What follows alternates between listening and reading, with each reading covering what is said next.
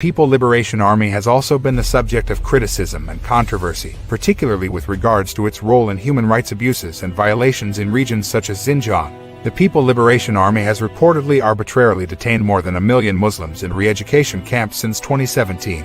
Most of the people who have been detained are Uighur, a Muslim Turkic-speaking ethnic group primarily in China's northwestern region of Xinjiang.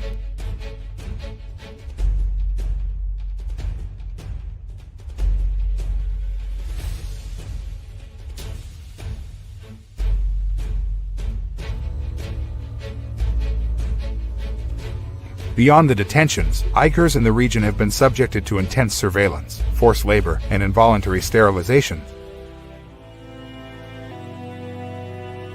They want to get rid of the Uyghur Islam. They wanted to get rid of Uyghur ethnic heritage.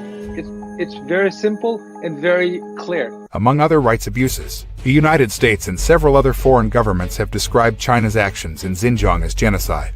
All of that speaks to an effort to commit genocide. Such attacks and such acts constitute crimes against humanity. While the United Nations Human Rights Office said that the violations could constitute crimes against humanity, in 2022, Human Rights Watch reported that 500,000 people had been prosecuted since 2017. The Associated Press found and estimated that 1 in 25 Muslims of Xinjiang had been sentenced to prison on terrorism-related charges, all of them Uyghurs. UN says that these terrorism charges are not real and Muslim Uyghurs seem to have been targeted for a variety of reasons, including traveling to or contacting people from any of the 26 countries China considers sensitive, such as Turkey, attending services at mosques, having more than 3 children, and sending texts containing Quranic verses no matter if they are of holy events celebrations like Eid, and often, their only crime is being Muslim. Human rights groups say, adding that many Uyghurs have been labeled as extremists simply for practicing their religion. The UN Human Rights Office released a report in 2022 based on interviews with dozens of people, including 26 individuals who were detained, that found patterns of torture or other forms of cruel, inhuman, or degrading treatment in the camps between 2017 and 2019.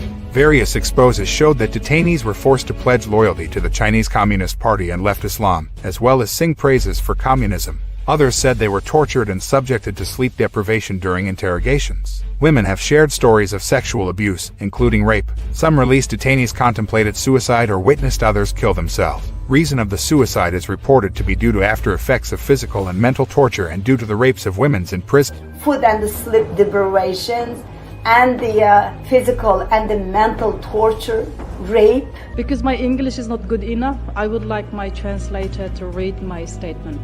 Each time I was electrocuted, my whole body would shake violently. I thought I would rather die than go through this torture.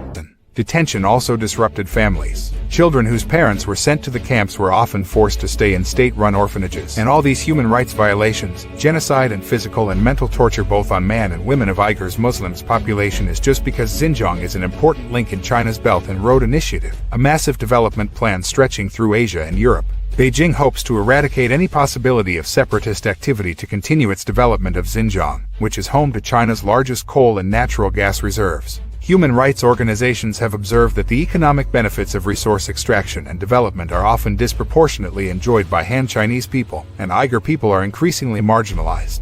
And all these violations are to avoid any possibility of formation of separatist group form China. Justification for oppressive measures against the Uyghur population by the fear of formation of a separatist group in near future is itself a terrorism committed by Chinese government. In my opinion, by these aggressive measures China is forcing peaceful people of Xinjiang to rise arms against Chinese government. Because, if a man family members is killed, and there is no door of justice because the government is doing this, he will be left no choice but to rise weapon against this aggressive policy. Thank you for watching this video on the People's Liberation Army of China. We hope you found it informative and insightful. If you have any questions or comments, please feel free to leave them in the comments section below, and let us know on which army you want the video next.